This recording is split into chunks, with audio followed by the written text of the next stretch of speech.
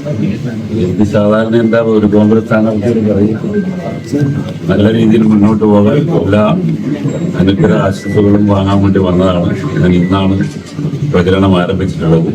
ബഹുമാന്യായ കോൺഗ്രസിന്റെ ഞങ്ങളുടെ എല്ലാം പ്രിയപ്പെട്ട നേതാവ് സുധാകരന്റെ അനുഗ്രഹം വാങ്ങിക്കൊണ്ടാണ് ഞാൻ ഈ തെരഞ്ഞെടുപ്പ് രംഗത്തേക്ക് ഇറങ്ങുന്നത്.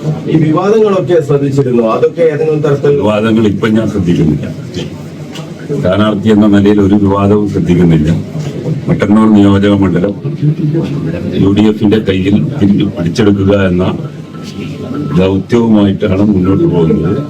അത് ചെയ്യാൻ കഴിയുമെന്നുള്ള ആത്മവിശ്വാസത്തിലാണ് ഞങ്ങൾ എല്ലാവരും.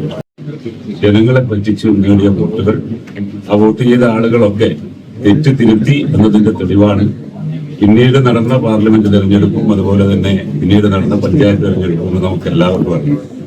ഇക്കുറി 60,000 കഴിഞ്ഞു. 10,000-ഓളം വോട്ടിന്റെ ഭൂരിപക്ഷത്തിന് ജയിക്കാൻ UDF സ്ഥാനാർത്ഥി എന്ന നിലയിൽ കഴിയും.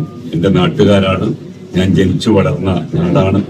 ആ നാട്ടുകാരെ എനിക്ക് പൂർണ്ണമായും വിശ്വാസമാണ്.